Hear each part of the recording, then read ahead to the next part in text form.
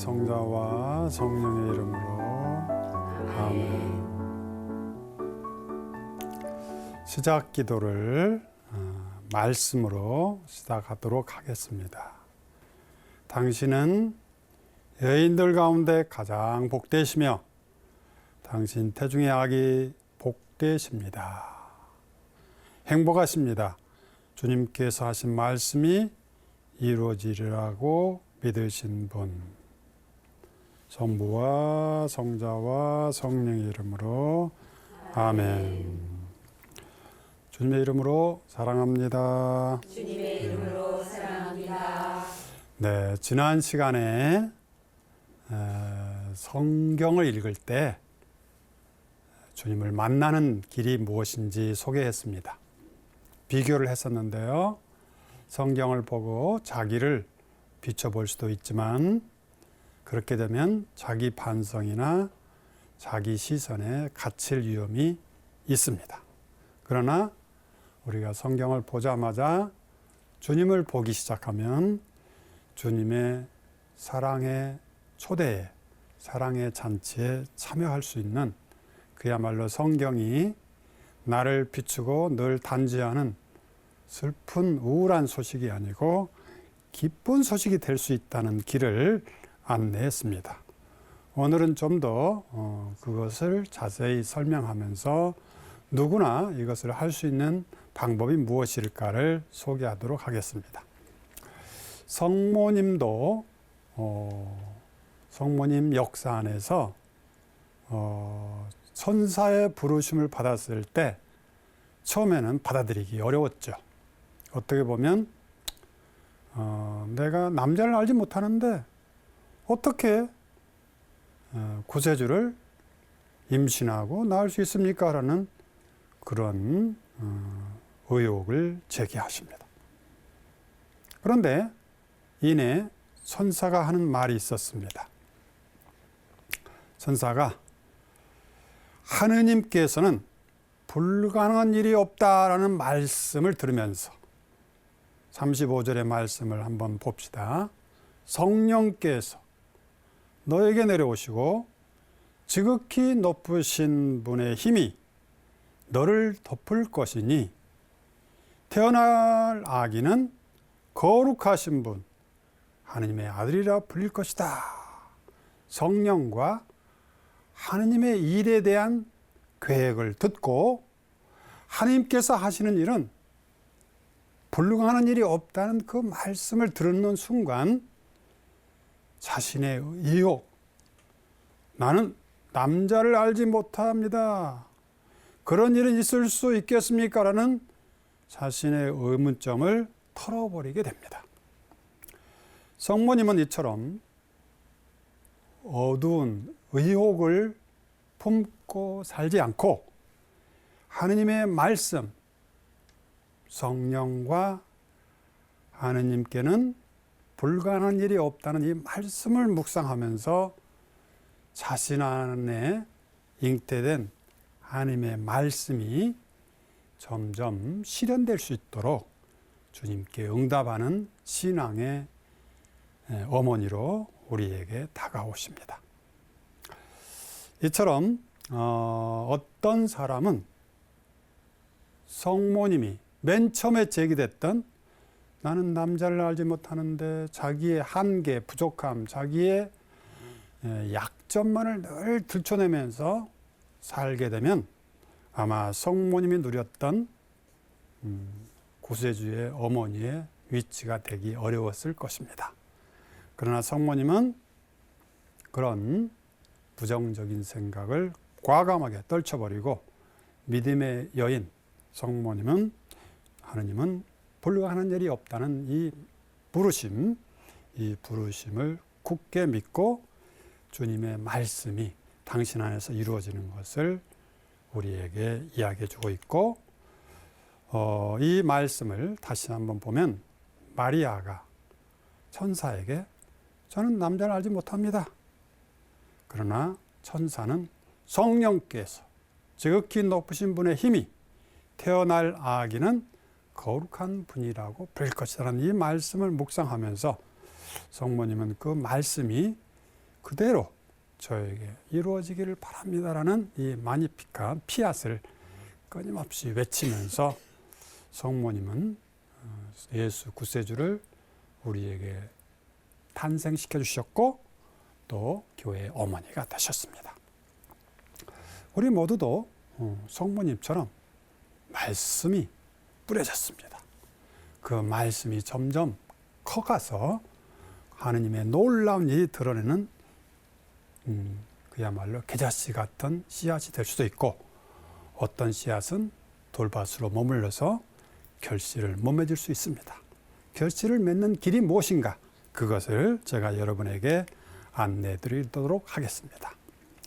성모님은 자기의 약점, 한계, 부족함을 품기보다 하느님의 놀라운 능력을 믿고 말씀, 성령의 말씀, 하느님의 능력을 품으면서 이런 놀라운 노래를 우리에게 전해주고 있습니다. 내 영혼이 주님을 찬송하고 내 마음이 나의 구원자 하느님 안에서 기뻐 뛰니 그분께서 당신 종의 비천함을 굽어보셨기 때문입니다. 전능하신 분께서 나에게 큰 일을 하셨기 때문입니다. 이처럼 성모님은 전능하신 하느님께서 성령을 통해서 당신 안에 시작한 일이 반드시 결실을 맺어서 이 세상을 구원하는 하느님의 기쁜 소식이 되는 것을 온전히 응답했던 그런 삶을 우리에게 보여주고 있습니다. 이처럼 성모님은 축복, 저주 대신에 축복을, 죽음 대신에 생명을 우리에게 전해주셨습니다. 어제의 잘못, 어제의 부족함이 성모님을 지배하지 않고 오늘 새롭게 주님의 말씀이 늘 성모님을 사로잡아서 성모님이 구세주가 매 순간 구세주가 어머니 되는데 말씀의 위력은 대단한 힘이 되었던 것입니다. 이사야서에 이런 말씀이 있습니다. 예전의 일을 기억하지 말고 옛날의 일을 생각하지 말아라. 보아라, 내가 새 일을 시작하였다. 물론 우리가 과거의 좋은 추억, 우리에게 생명을 주는 아름다운 이야기들은 우리가 잘 간직해야 되겠죠. 그러나 여기서 예전의 일이란 것은 우리를 걸려 넘어지게 하고 우리를 힘들게 하고 우리를 끊임없이 발목 잡는 그런 과거의 상처들을 말하는 것이고 아픔들을 이야기하는 것입니다. 더 이상 옛날의 일이 우리를 지배하지 않고 보라, 내가 새 일을 시작하였다. 주님이 하시는 새로운 일은 무엇이겠습니까? 바로 당신 사랑의 역사를 새롭게 시작하는 것입니다. 오늘은 예수님이 예리고의 소경 바르티메오를 통해서 어떻게 당신의 놀라운 일을 하시고, 바르티메오는 예수님을 만나서 얼마나 삶의 큰 전기를 마련하시는 것인지 잘 보게 되겠습니다. 그것을 보면서 우리는 주님 하느님은, 예수님은 이런 분이구나라고 새롭게 알게 되겠습니다. 아마 마르코복음 10장 46절부터 52절까지 이 복음은 우리가 여러 번 듣고 또 기억하고 있습니다. 예리고에, 예수님의 일행이 예리고에 들어갔습니다.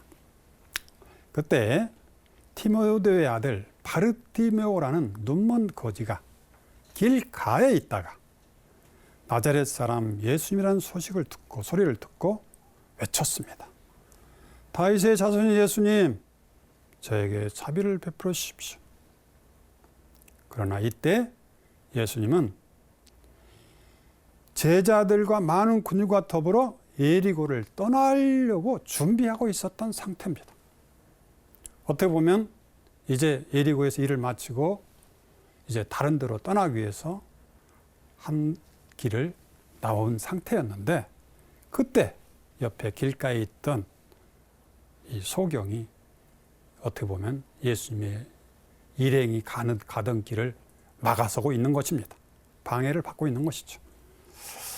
이런 상황에서 주님은 이 군중과 함께 뭔가 다음 계획이 있는데 그 계획을 접고, 또 군중이라면 많은 사람들의 바람도 있는데 그것을 접고 이 길가에 있는 눈먼 소경의 일 때문에 이제 예수님의 선택이 기로에 있는 상황입니다. 그래서 많은 이가 그에게 잠잡고 있으라고 꾸짖었습니다. 왜? 지금 갈 길이 먼데 이렇게 율법적으로 소경인 사람은 죄인 취급받았습니다. 죄인인 주제에 예수님이 갈 길을, 또 많은 군중이 갈 길을 방해하다니 당신이 할 말이요, 할 일이요 하면서 잠잡고 있으라고 꾸짖었습니다. 그러나 그 소경은 더욱 큰 소리로 다윗의 자손이시여 저에게 자비를 베푸십시오 하고 외치고 있습니다. 이 소리를 듣고 예수님께서 드디어 선택을 하십니다. 가던 길을 멈추시고 걸음을 멈추시고, 이것은 예수님의 놀라운 모습입니다. 아마 많은 사람들은 비행기 예약, 뭔가 계획 멈추고 길가에 구걸하는 사람들 때문에 멈추고 그들의 소리를 듣지는 않겠죠. 그러나 우리 주님은 복음에서 나는 잃어버린 양 한 마리를 찾아 그 사람들 때문에 왔다는 그 말씀을 행동으로 보여주는 모습입니다. 걸음을 멈추시고 그를 불러오너라 하셨습니다. 근데 이때 그 주위에 있던 사람들이 이제 말과 태도를 바꿉니다.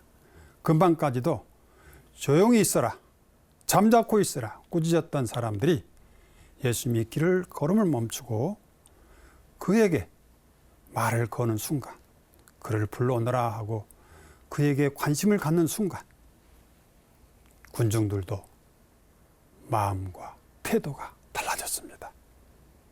그에게 놀라운 이야기를 하기 시작합니다. 무시하지 않고 오히려 용기를 내어 일어나게. 예수님께서 당신을 부르시네 하면서 그를 초대하고 있습니다. 이처럼 우리 주님은 당신의 길을 멈추시는 그 순간 공동체로 하여금 무엇을, 누구를 관심 갖고 누구를 중심에 둬야 되는가를 잘 보여주고 있습니다. 길가에 있던 사람을 이제 예수님은 초대하는 그런 순간입니다. 그를 불러오너라. 이 그를 불러오는 이 말씀은 길가에서 공동체에서 소외되어 있던 그런 눈먼 소경을 공동체의 중심으로 초대하는 말씀입니다. 여기서 성경에는 두 주인공이 있다는 것을 우리는 알게 됩니다. 한 분은 주님이시요, 한 분은 가난한 사람들입니다. 이렇게 이게 눈먼 소경처럼 눈이 먼 그런 사람들이 바로 성경의 주인공입니다. 예수님과 주인공인 이 소경과 함께 이제 대화가 시작된 것입니다. 그를 불러오너라.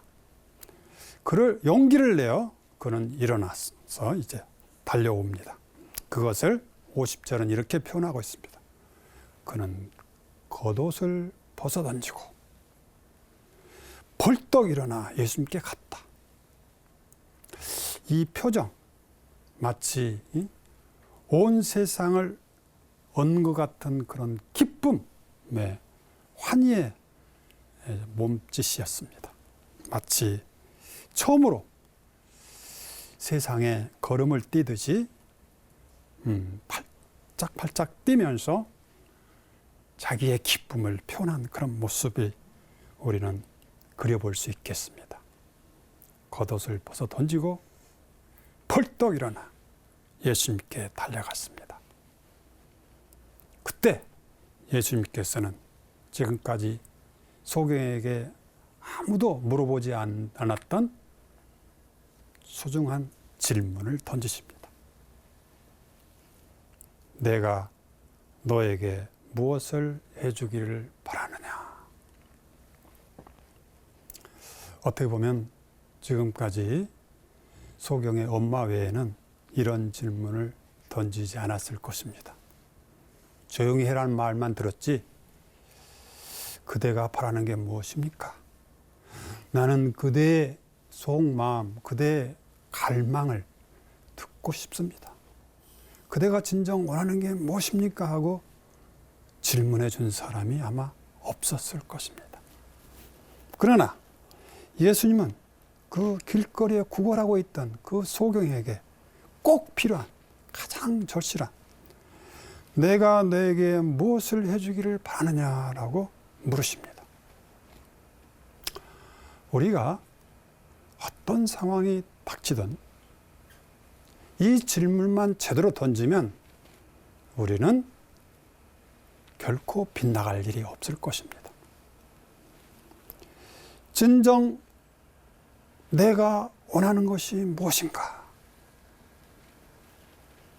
진정 주님이 원하는 것이 무엇인가를 마음 깊이 질문을 던져보면 우리 마음 깊은 곳에 주님께 대한 갈망이 있습니다. 소경이 가지고 있는 이 갈망을 주님은 자기 스스로 표현할 수 있도록 기회를 주시는 것입니다. 이게 사랑입니다. 남편이 아내에게 여보, 당신이 진정 바라는 게 무엇입니까? 하고 물어본다면 우리 사이에 불통할 일이 없겠죠. 또 우리 자녀들과 부모가 자녀들에게 영수야, 정작 내가 원하는 게 무엇이냐? 요즘에 아이가 공부하기 힘들어서 인터넷 게임을 할 수가 있겠습니다. 때로는 화가 나서 달래도 보고 엇박지르도 보지만 점점 거리감이 생기고 때로는 벽이 생길 때도 있습니다. 그러나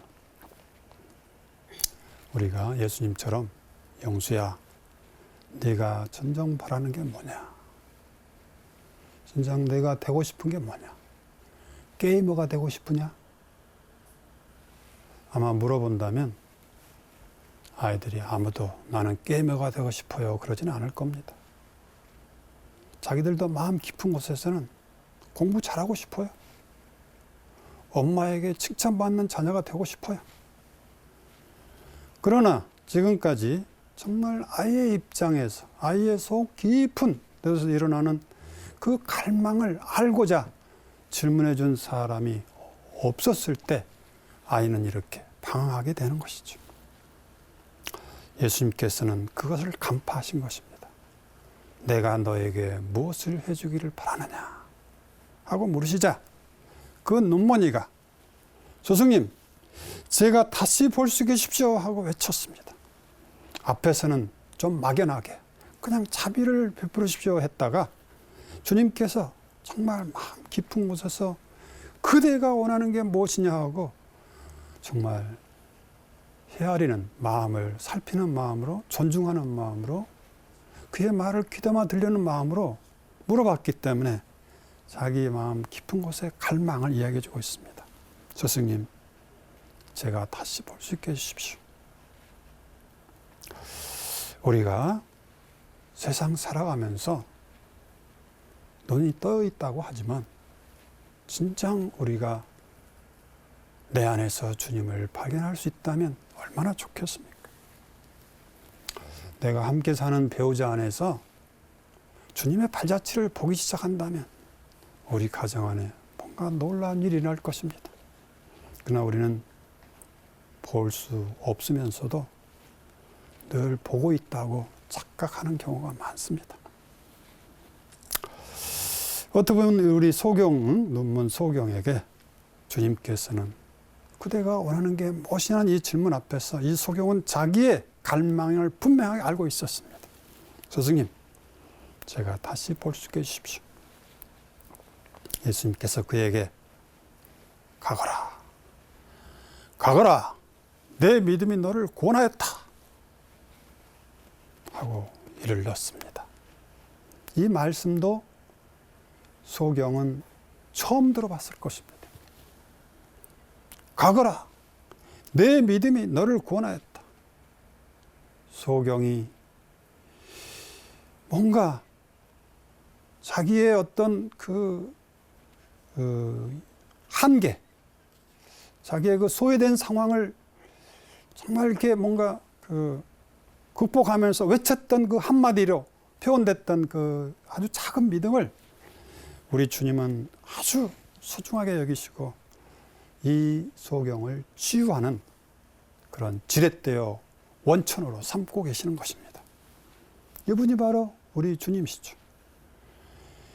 이렇게 예수님이 이 소경을 멈추시고 그를 불러오라고 하시고 가운데 서게 하고 그를 주인공으로 초대하고 마침내 그의 이야기를 귀담아 듣고 그 안에서 내 믿음이 너를 살렸다고 하면서 파견했을 때 이 소경은 새로운 삶이 시작된 것입니다.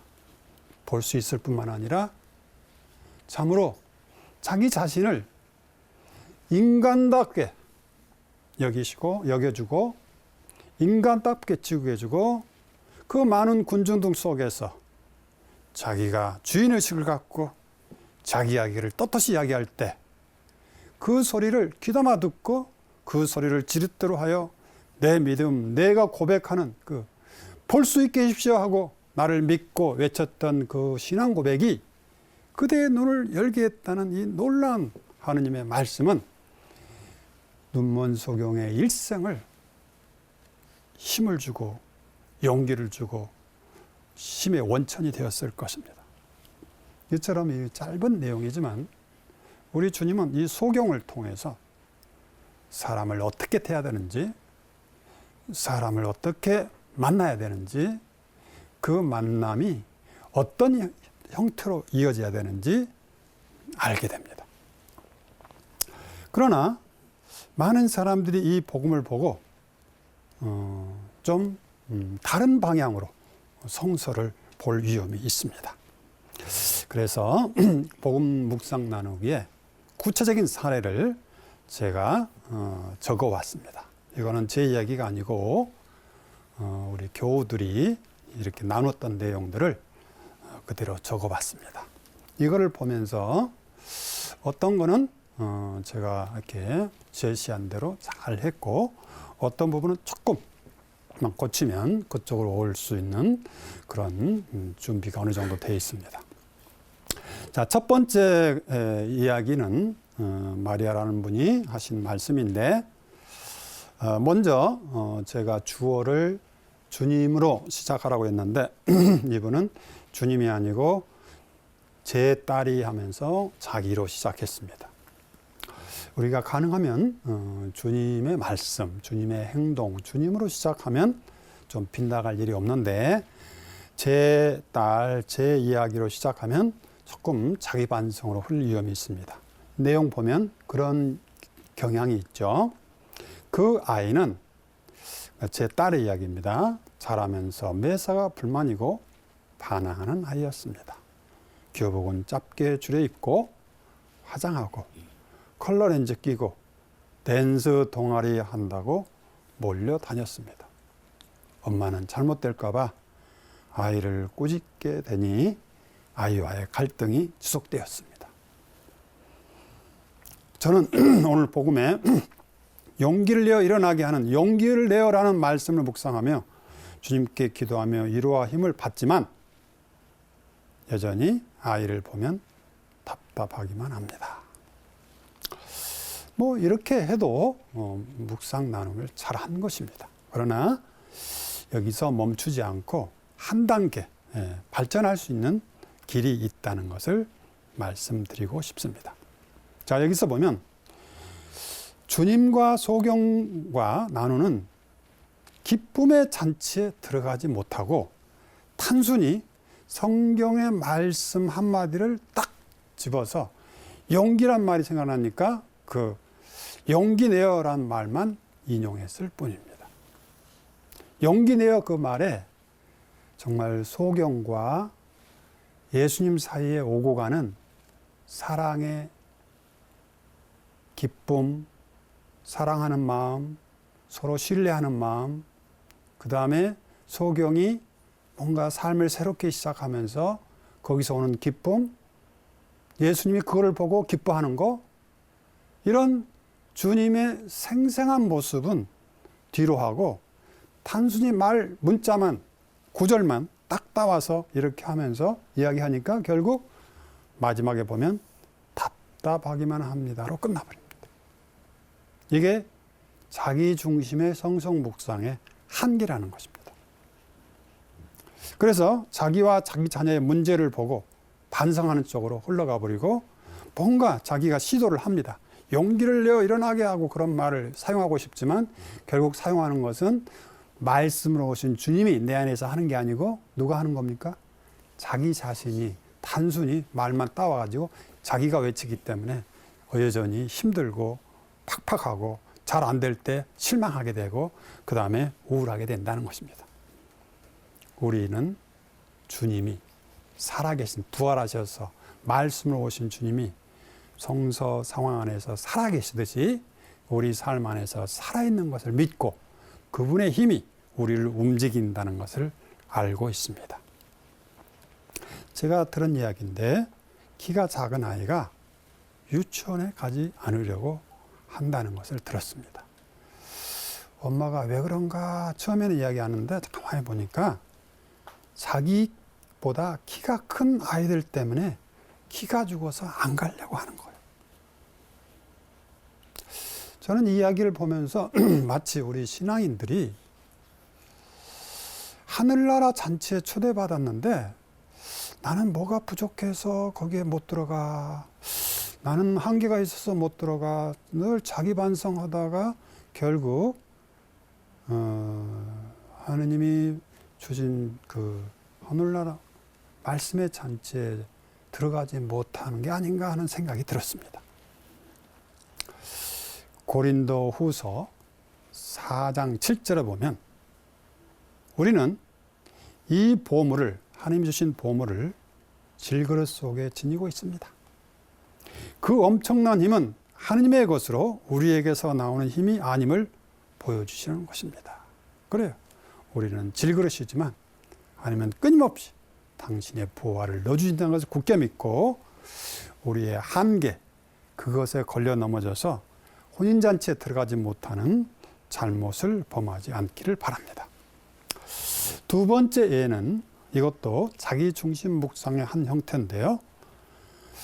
이분은 저의 남편은 30년 동안 직장 생활을 하고 몇 년 전 은퇴를 하였습니다. 집에만 있으니 집안의 사소한 일에도 의견이 맞지 않아서 서로 부딪힌 일이 생기기 시작했습니다. 저는 답답하게 여기면서도 저도 모르게 목소리가 점점 커졌습니다.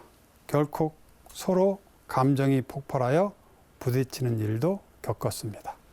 저는 오늘 복음의 57절에서 무엇을 해주기를 바라느냐는 그 질문을 묵상하면서 저도 남편에게 무엇을 해주기를 바라는지 물어보고 남편의 마음을 헤아려야겠다고 다짐해 보지만 어떻게 돼요?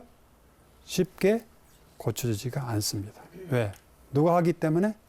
내가 단순히 말씀을 인용해서 내가 주인이 돼서 시도하기 때문에 그렇다는 것이죠. 우리의 믿음은 내가 공을 쌓아서 얻어주시는 게 아니고 하나님께서 우리 안에서 부활하신 주님이 말씀으로 오셔서 우리 가운데 살아계신 그분께서 우리에게 힘을 주시고 우리의 삶에 이렇게 이끌어 가시고 우리는 단지 그분을 따라가는 것입니다. 그래서 이 복음을 보면은, 이 나눔을 보면은 말씀을 한 구절을 인용한 것에 머물러 있고 결국 주님의 힘이 아닌 내 힘으로 내가 주인이 되어서 내 삶을 꾸려간다고 생각하니까 잘 될 때는 우쭐해지지만 안 될 때는 답답하고 우울하게 됩니다.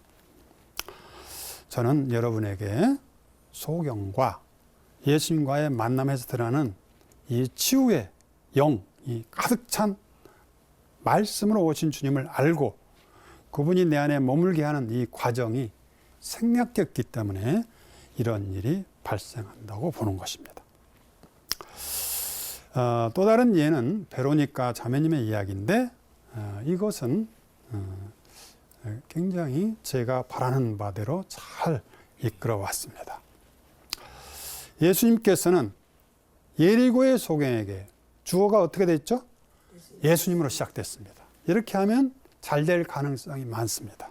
그래서 우리가 복음 나누기 할 때 대부분이 나는 저는으로 시작했는데 앞으로는 성경 묵상 나눔할 때 나는이나 저가 아니고 성경의 주인공이신 예수님, 때로는 하느님, 때로는 성령이 이 주인공이 됐으면 좋겠습니다. 예수님께서는 예리고의 소경에게 내 믿음이 너를 구원하였다라고 선포하셨습니다. 당신 능력을 상기시키면서 당신을 드러내기보다는 소경의 믿음을 더 부각시켜 주시며 그 소경의 작은 믿음이라도 소중히 여겨 주십니다. 이런 주님을 만났기에 소경은 기뻐하고 소경의 기쁨으로 주님도 기뻐하셨을 것이라고 생각이 듭니다. 이어서 자기 이야기합니다. 저는 어머니의 굳은 신앙이 떠오릅니다. 얼마 전 큰 수술을 앞두고 수술실 앞에서 묵주를 손에 꼭 쥐고 성호경을 그으며 주님 믿습니다 하시며 미소를 띄우며 수술실로 가시는 어머니의 모습이 떠오릅니다. 무섭고 두려운 상황에서도 굳은 믿음으로 이를 극복하시는 어머님이 존경스럽습니다. 저도 어머니처럼 주님에 대한 믿음으로 살아가기를 청합니다.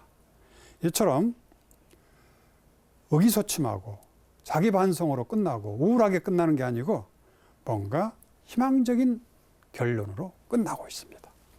결국 우리가 하는 목적은 이것이죠. 믿음을 키워가고 희망을 새롭게 하고 사랑을 키워가는 것이죠. 물론 우리가 자기 반성하는 것이 필요합니다. 그러나 주님을 알고 사랑한 다음에 하면 그분이 내 안에서 계시면서 힘을 주시는 것을 믿게 되고 그 힘으로 나의 약점을 극복할 힘을 얻게 된다는 것입니다. 또한 안나란 분은 내가 너에게 무엇을 해주기를 바라느냐를 묵상했습니다. 이분은 아주 잘하셨어요. 주님 중심의 묵상의 모범이었습니다. 주어가 뭐죠? 예수님입니다. 예수님께서는 병들고 약한 가진 것 없는 소경의 외침에 가던 길을 멈추고 무엇을 해주기를 바라냐고 물으시며 그의 말에 귀를 기울이시고 그의 말을 듣고자 하셨습니다. 주님의 겸손한 모습이 감동적입니다. 소경의 기쁨이 얼마나 컸을지 짐작이 갑니다.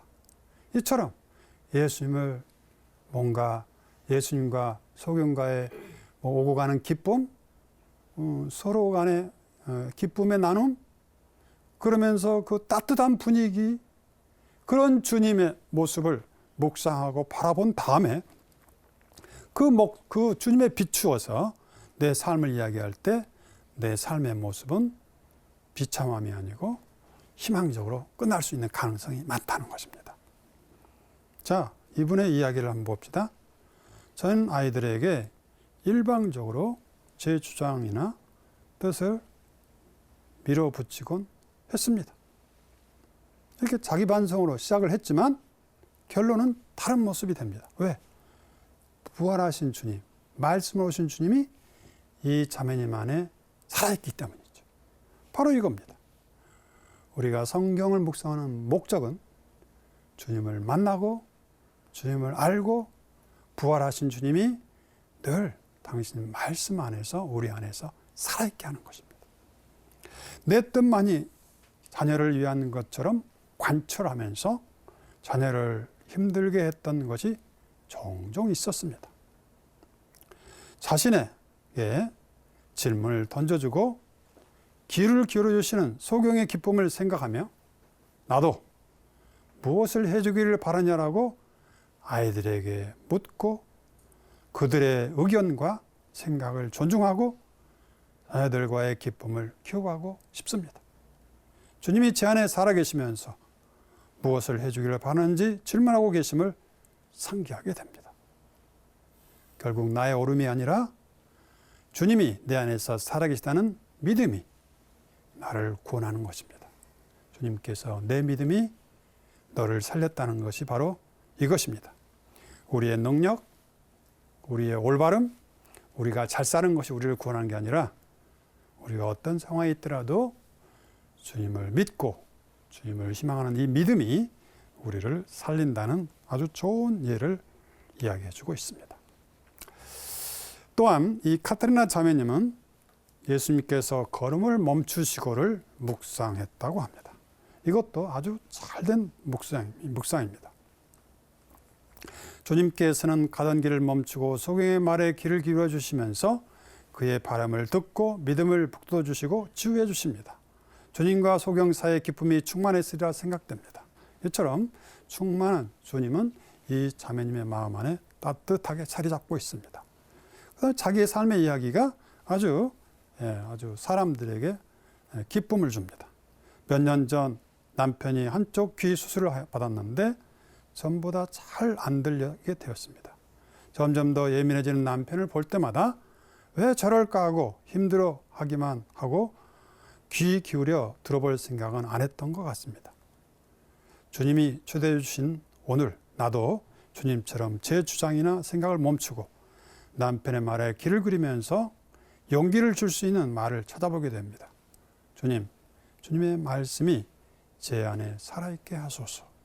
이처럼 자기 현실이 어둡지만 주님이 살아계신 주님께서 뭔가 새롭게 이 가정을 또 이 관계를 초대해 주시라는 희망과 믿음으로 가득 차 있습니다.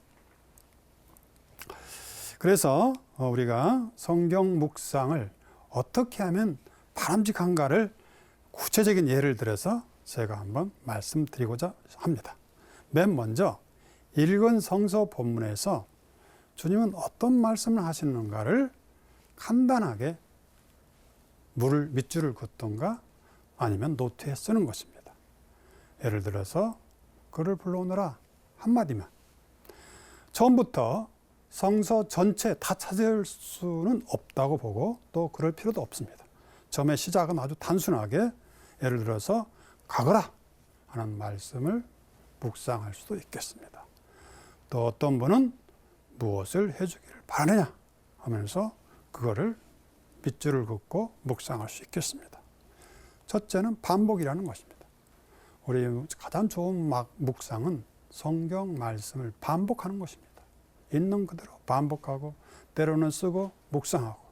저도 사제가 돼서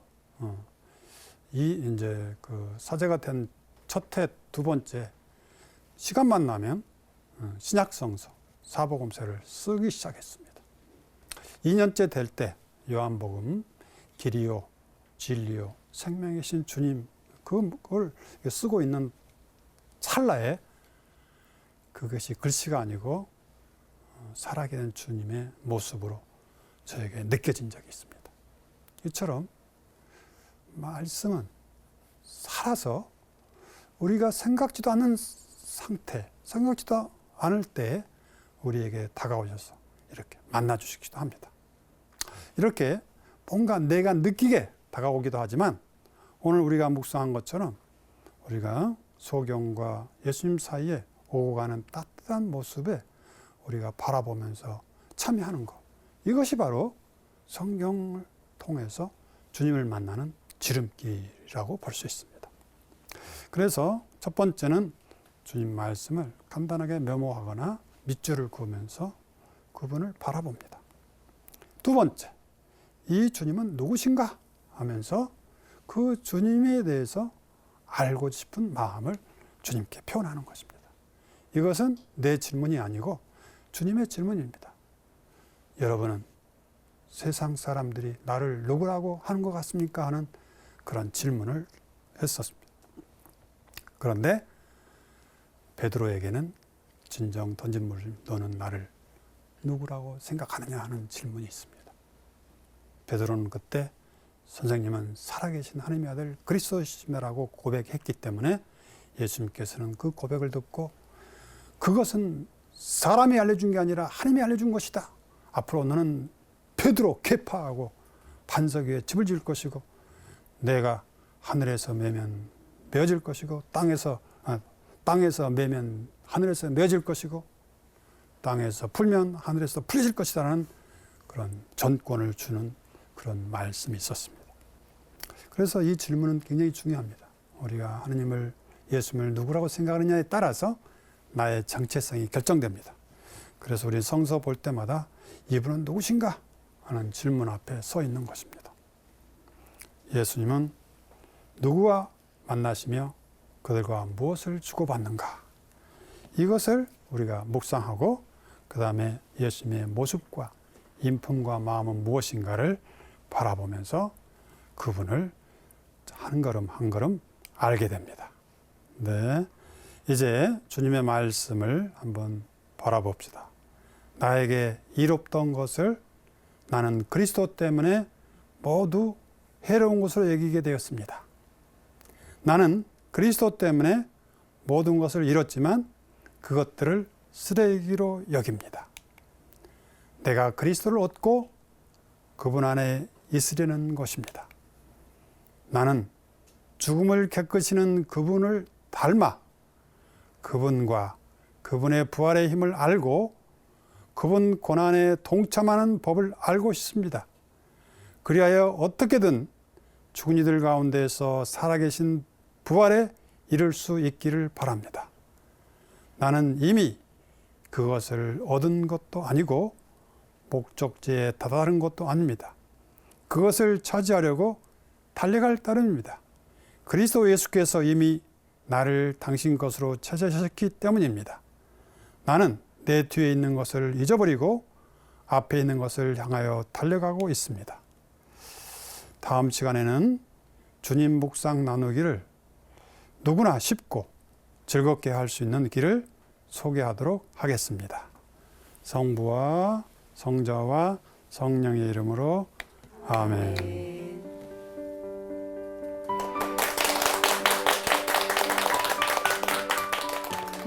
저는 지금 한 2년 반 정도 말씀 여행에 말씀 지기를 하고 있거든요.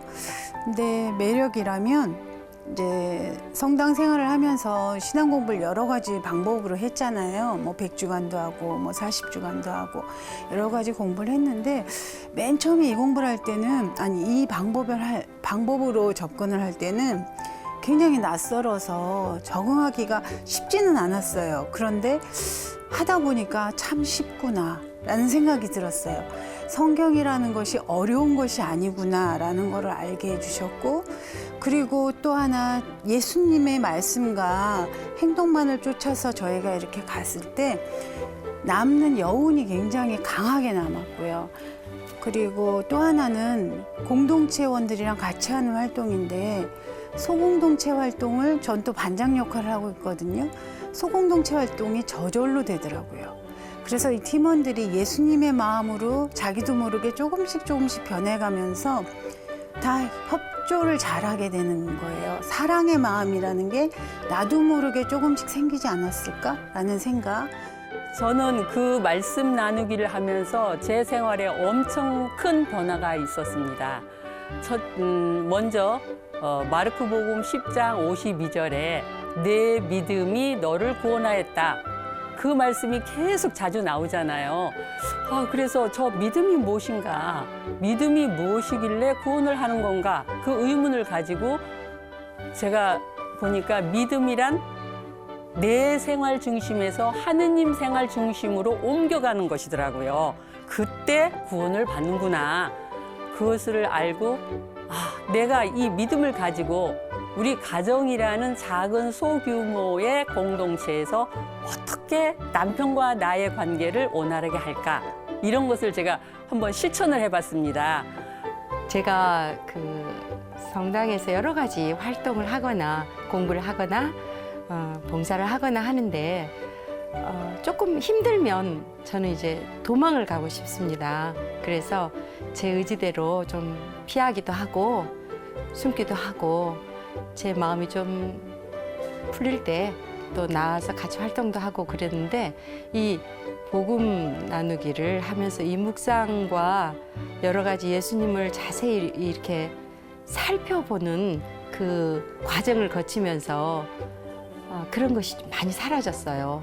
그래서 복음 안에서 예수님이 어떤 분이신가, 특히 나한테 어떤 분이신가, 그리고 예수님이 귀하게 생각하고 바라보는 사람들은 그 사람들은 또 나한테 어떤 사람인가, 이런 여러 가지 생각을 하면서 같이 하는 그 복음 묵상 나누기가 저를 기쁘게 하고 또 같이 저와 같은 곳을 바라보고 공부하는 우리 같은 공동체 안에 있는 사람들도 같이 기쁨을 느끼면서 이런 거가 제가 신앙인으로서 느끼는 행복이구나.